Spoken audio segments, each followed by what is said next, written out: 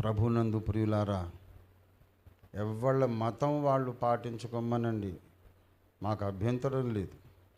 కానీ బైబిల్ను దూషిస్తే మాత్రం మేము ఊరుకోము, మా దేవుడు ఊరుకోడు.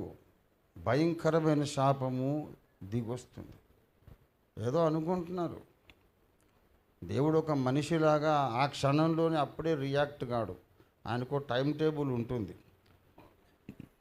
కానీ బైబిల్ను దూషించిన ప్రతి ఒక్కడు దిక్కులేని సాగు చచ్చారు ప్రపంచ చరిత్రలో.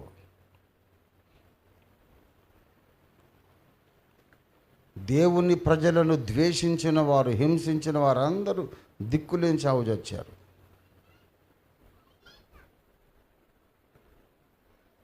ఎంపరర్ నీరో పొడుచుకొని చచ్చాడు. అడాల్ఫ్ హిట్లర్ తన్ను తాను కాల్చుకొని చచ్చాడు. What about Stalin? భూమి మీద క్రైస్తవ్యం లేకుండా చేస్తానన్నాడు, దిక్కులేని సాగు చచ్చాడు. ఖబర్దార్, నోరు మూసుకొని నీ ధర్మం ఏదో నీ విశ్వాసం ఏదో నువ్వు పాటించుకో, ఎవరికి ఏం అభ్యంతరం లేదు. కానీ బైబిల్ను పట్టుకొని అనరాని మాటలంటే అది సత్యము కాదని నీకే తెలుసు. నీ మనసాక్షి నిన్ను కాల్చి కాల్చి కాల్చి కాల్చి నరకమేమిటో ఇక్కడే చూపిస్తుంది నీ మనసాక్షి.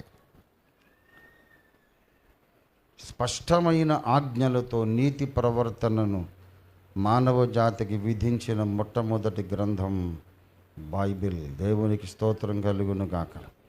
క్రీస్తుకు పూర్వం 1500 ఏళ్ల నాడు దేవుడైన యెహోవా రాతి పలకల మీద హెబ్రీ భాషలో 10 ఆజ్ఞలు రాసి మోషేకి ఇచ్చాడంటే క్రీస్తు పూర్వం 1500 ఏళ్ల నాడే హెబ్రీ భాషకు ఆల్ఫబెట్స్ ఉన్నాయని అర్థం.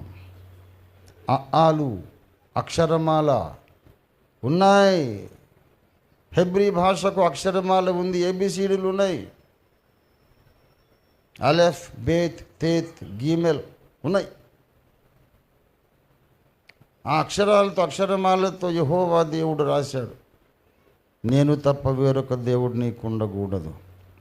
ఆ 10 ఆజ్ఞలు దేవుడు రాతి పలకల మీద రాస్తున్నప్పుడు సంస్కృత భాషకు లిపి లేదు. ఇంకా 1500 ఏళ్ళయ్యాక యేసు వచ్చాడు, అప్పటికి ఇంకా సంస్కృత భాషకు లిపి లేదు, అక్షరమాల లేదు. తర్వాత కొన్ని వందల సంవత్సరాల తరువాత